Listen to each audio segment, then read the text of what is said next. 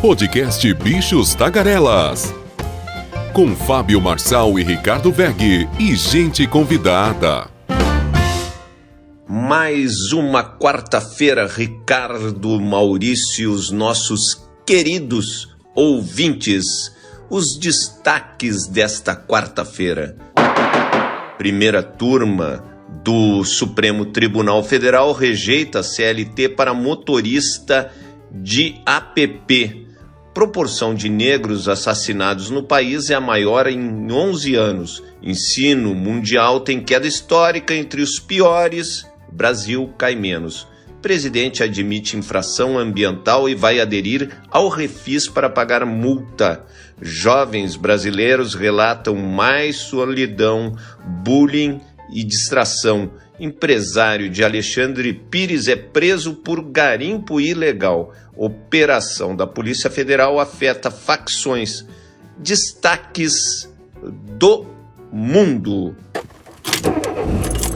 E vamos ao principal assunto que eu vejo, assim, a primeira turma do Supremo Tribunal Federal rejeitou por unanimidade o vínculo de emprego entre motoristas e aplicativo e enviou o tema ao plenário para análise de todos os ministros e pediu ainda o levantamento das decisões da Justiça do Trabalho que desrespeitam a jurisprudência da Corte. Traduzindo aí, né, a Justiça do Trabalho deu ganhos de causa em muitos locais do Brasil para o trabalhador dos aplicativos. Só que o entendimento do Supremo é que eles não têm vínculo. Então o colegiado atendeu ao pedido feito pela empresa Cabify e cassou a decisão do TRT3 de Minas Gerais. O tribunal havia determinado que carteira de trabalho do motorista fosse assinada com as regras previstas na CLT, a consolidação das leis do trabalho. No recurso levado ao Supremo, chamado de reclamação, a empresa alegou, porém, que a decisão anterior ignorava o entendimento da Corte Constitucional sobre a validade da terceirização. Os ministros Zanin, Luiz Fux e Carmen Lúcia seguiram o voto do relator, o ministro Alexandre de Moraes. Uma cadeira da turma está vazia desde que Luiz Roberto Barroso assumiu a presidência do tribunal. Então, o relator afirmou durante a leitura do voto que os motoristas do aplicativo têm liberdade para aceitar a corrida que desejarem e fazer o seu horário de trabalho. Então, sobrou aí para os nossos motoristas de aplicativo que estavam naquela expectativa de ter alguma coisa, porque o motorista não tem nada, Ricardo, não tem nada, ele não tem direito a absolutamente nada nesses aplicativos que apenas engordam suas contas, né? Além de os descontos, se você colocar aí para os nossos motoristas de aplicativo, os descontos são absurdos dessas empresas. Então, na realidade, o motorista de app, ele troca dinheiro, Ricardo. Ele pega, faz uma viagem, a viagem é 100, ele paga 40 para o aplicativo, paga mais isso, paga mais a gasolina, mais o transporte, mais o desgaste do carro. O que acontece? Ele acaba trocando dinheiro.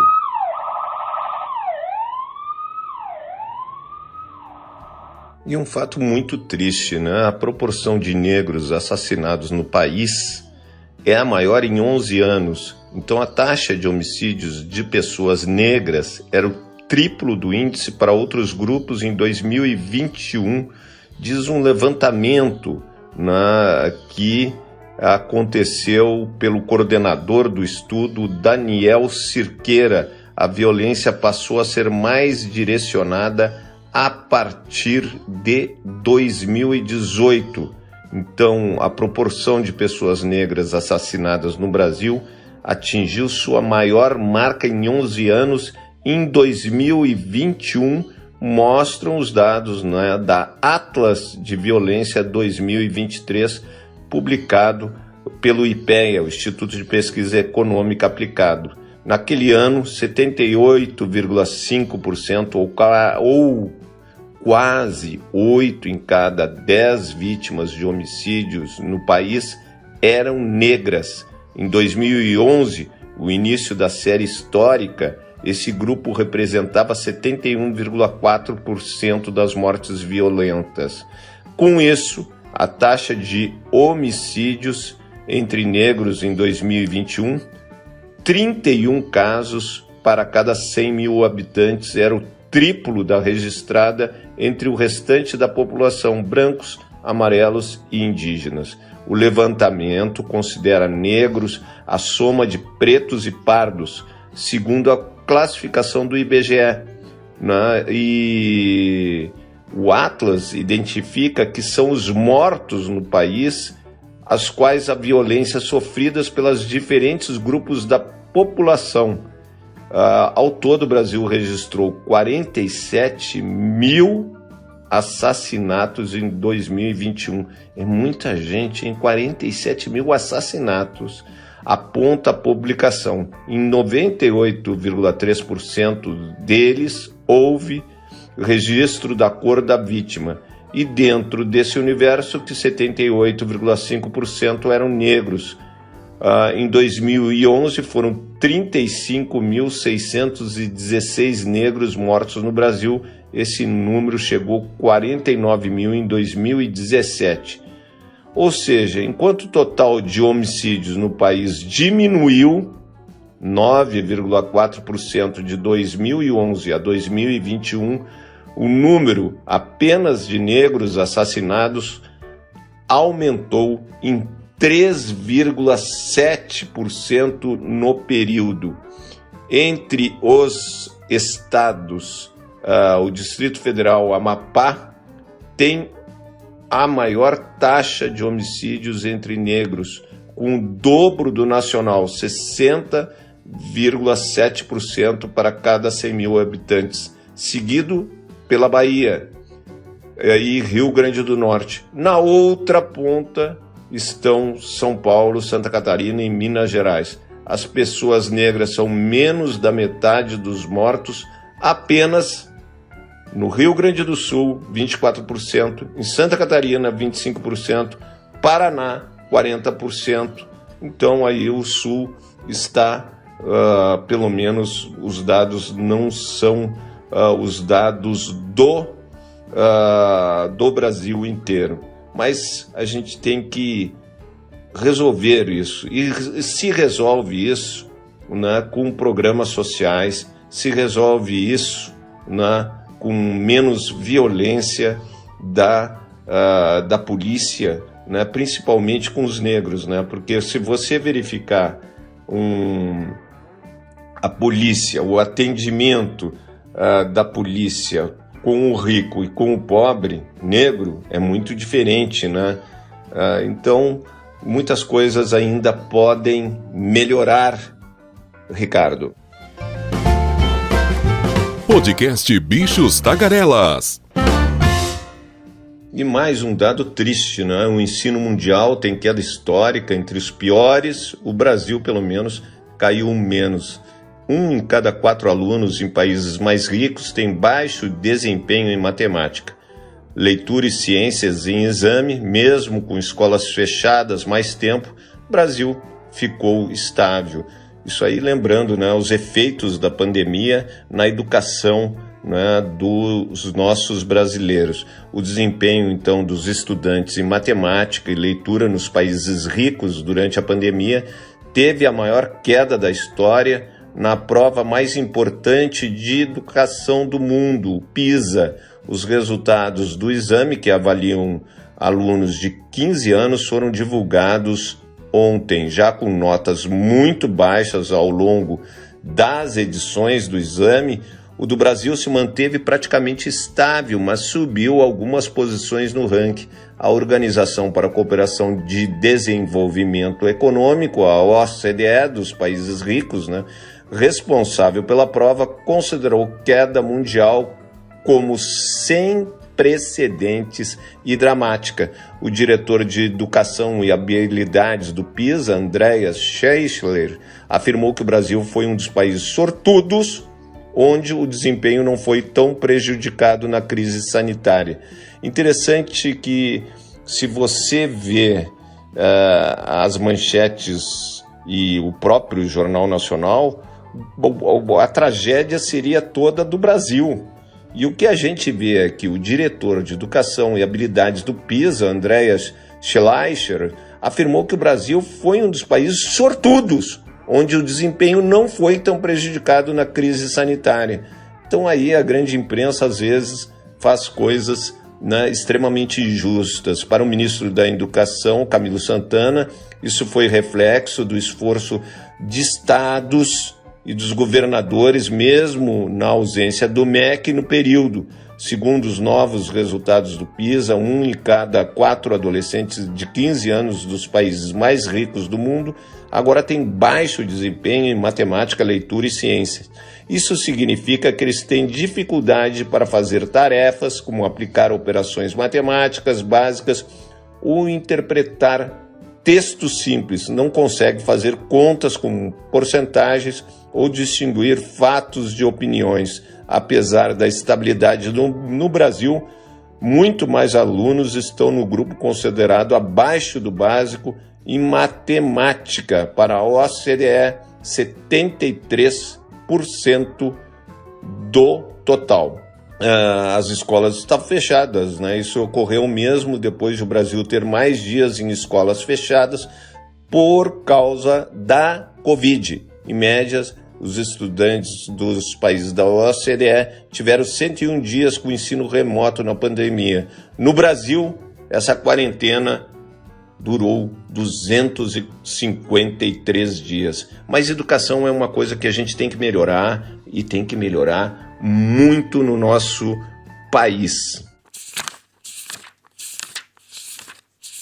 E o presidente Lula reconheceu judicialmente ter cometido infração ambiental em uma obra realizada em 2017 em seu sítio Los Fubangos, em São Bernardo do Campo. Ele retirou terra do local, uma área com restrição ambiental, sem autorização da prefeitura, após uma disputa judicial que se arrastava desde 2019, a defesa do presidente e o executivo municipal pediram à justiça que o processo seja extinto.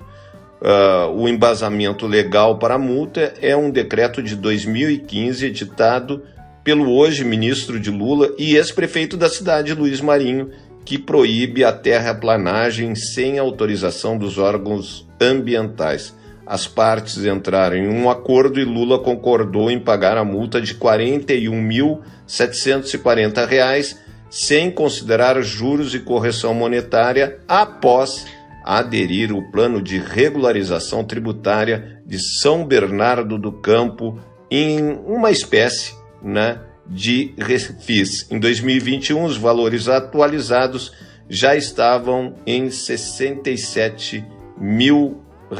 Porém, com adesão ao programa, o presidente terá uma redução de 100% dos valores relativos aos juros, multa e acréscimos compensatórios. Podcast Bichos Tagarelas.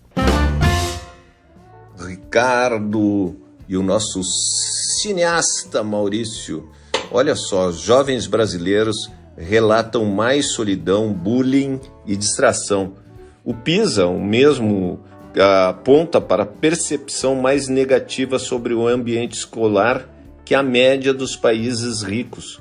O relatório do PISA, então, divulgado, traz alertas para a exposição ao bullying, à violência nas escolas e as dificuldades de se garantir a atenção dos estudantes com o uso da tecnologia em sala de aula. Ideia que me lembra, o presidente da Câmara mandou uma série de emendas para equipamentos de robótica para o seu estado, o Alagoas. E o que acontece? As pessoas, as escolas tão pobres, não tinham nem energia para aqueles kits robóticas que, por incrível que pareça, foram superfaturados.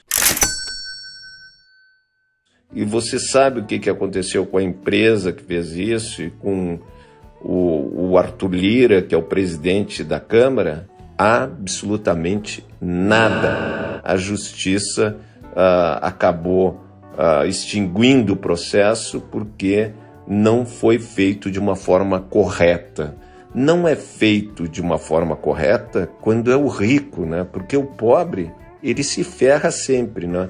Então essa pesquisa feita na aplicação do exame aponta que o Brasil está distante dos países da OCDE em indicadores, né, que envolve a percepção de acolhimento no ambiente escolar, quadro que ganha ainda mais relevância com a recente onda de ataques em instituições no ensino do país. Embora a maioria dos alunos brasileiros que participaram do PISA, alunos de 15 anos, tenham afirmado sentir parte da escola, 76%, e ter facilidade para fazer amizade, 70%, passou de 23% em 2028, em 2018, já adiantei anos, né? Em 2018 para 27%. Os que relataram se sentirem solitários nesse ambiente, o quinto maior percentual entre os 81 países avaliados. A média da OCDE, que faz a avaliação do PISA, por exemplo, é 16%. Os resultados mostram ainda que 11% dos estudantes afirmaram sofrer bullying com frequência, percentual que é de 7% no grupo de países ricos. Também revelam que 22% das meninas e 26% dos meninos brasileiros relataram ser alvo dessas intimidações algumas vezes ao mês. Nos países da OCDE, eles somam 20% e 21%. Então, o nosso é 22% e 26%. O Brasil também se afasta da média quando analisada a proporção de alunos que não se sentem seguros no caminho da escola. Esse índice é de 19% contra 8% dos países ricos. Voltamos em instantes.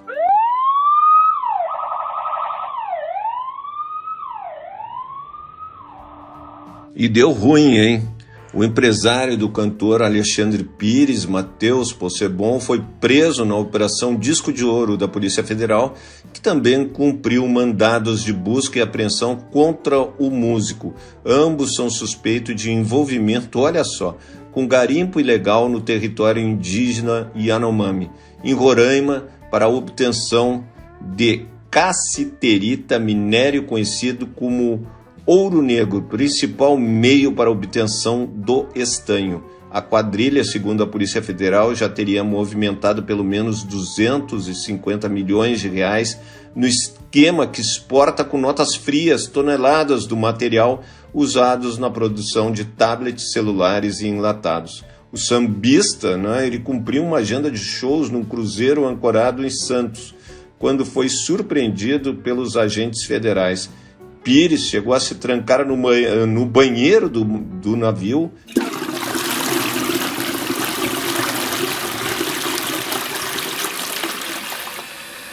Mas acabou entregando o celular e colaborando com os policiais.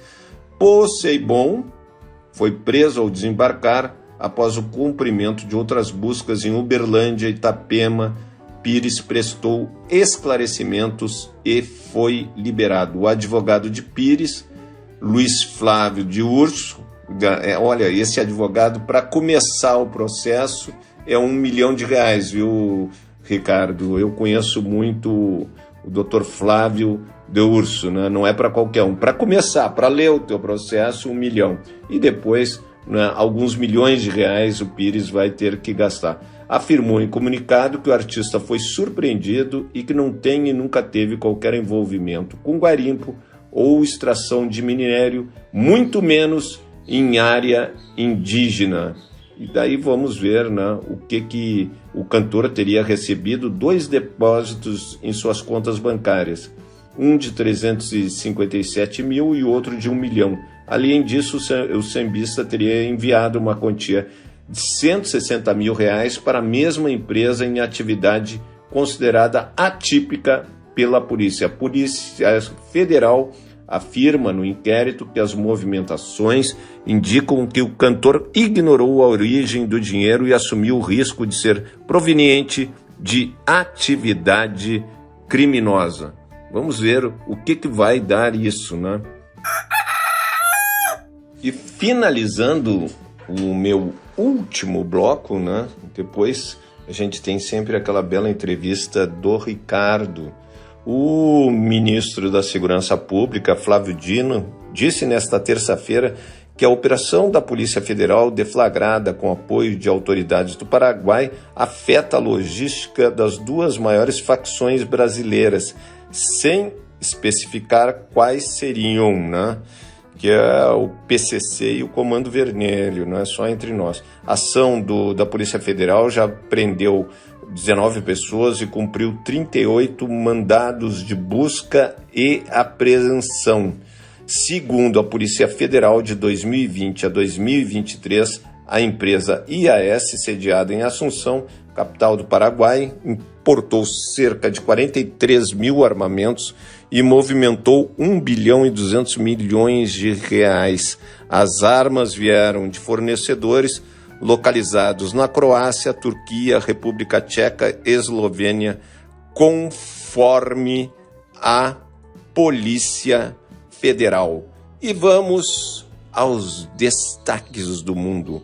New York Times: países estão perdendo a corrida global para enfrentar danos do IA. Washington Post: Senado perto de fracassar em votação sobre ajuda à Ucrânia.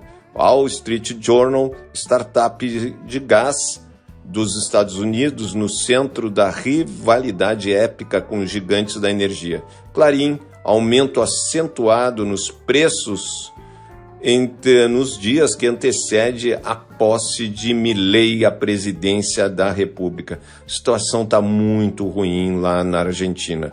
La Nación: Santiago Bauzili será o presidente do Banco Central da Argentina. Le Monde: 2023 já é considerado o ano mais quente da história pelo Observatório Europeu. Financial Times: economistas acreditam que o Fed, que é o Banco Central Americano, manterá taxas no máximo de 22 anos até pelo menos em julho, né? No máximo, até o mês de julho vai manter essas taxas altas. É a expectativa dos economistas em relação à taxa de juros do Fed, o Banco Central Americano.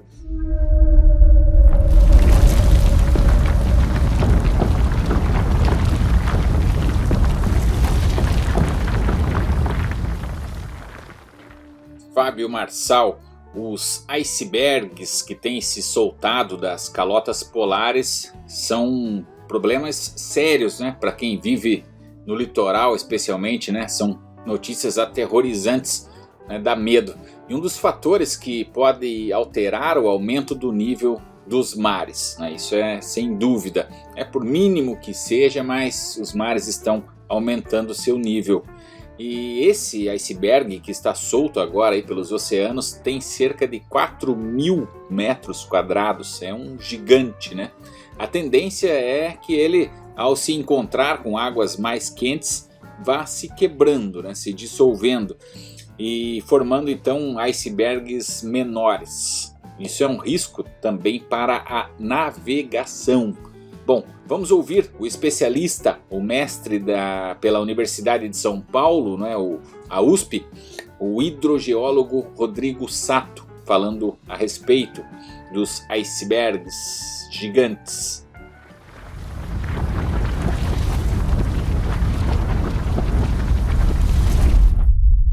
Uma das coisas que podemos ter tranquilo é que a tendência, quando o iceberg ele se desprende, ele se afasta do círculo polar, a tendência dele é que ele vá se fragmentando, né? Conforme ele vai vindo em direção a águas mais quentes, ele vai ficando cada vez mais frágil e ele vai rompendo. Por exemplo, a exemplo do A68, que eu disse que se desprendeu em 2017, tá? Ele acabou depois se partindo em vários pedacinhos menores. Como eu disse, as letras indicam se ele partiu. O A68, por exemplo, ele chegou até um fragmento M, então significa que ele teve B, C, D, E, F, G, assim por diante, até a letra M. E a partir de 2021, ele até parou de ser monitorado, digamos assim, com uma frequência maior, porque ele já se tornou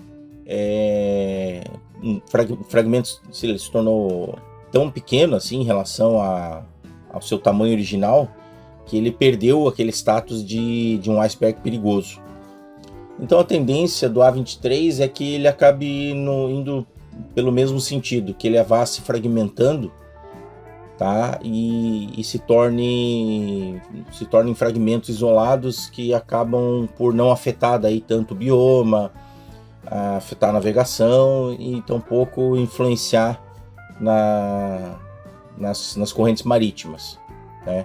Mas existe um risco de outras massas virem a se desprender e diminuir a capa de gelo, né? E isso vai reforçar o aumento do nível médio dos mares e que nós sabemos o que vai acontecer, né?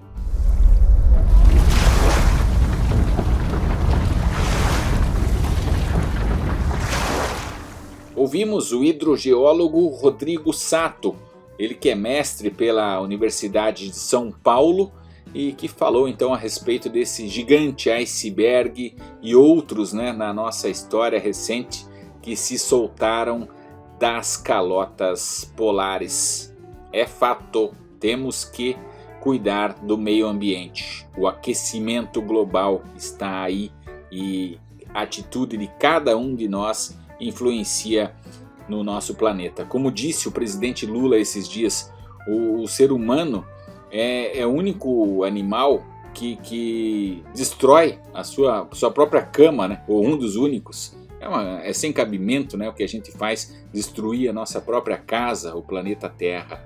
Temos que repensar muitas de nossas atitudes relacionadas ao meio ambiente. É com você, Fábio Marçal, querido. Podcast Bichos Tagarelas. Voltamos amanhã. Você ouviu o podcast Bichos Tagarelas com Fábio Marçal, Ricardo Weg e gente convidada.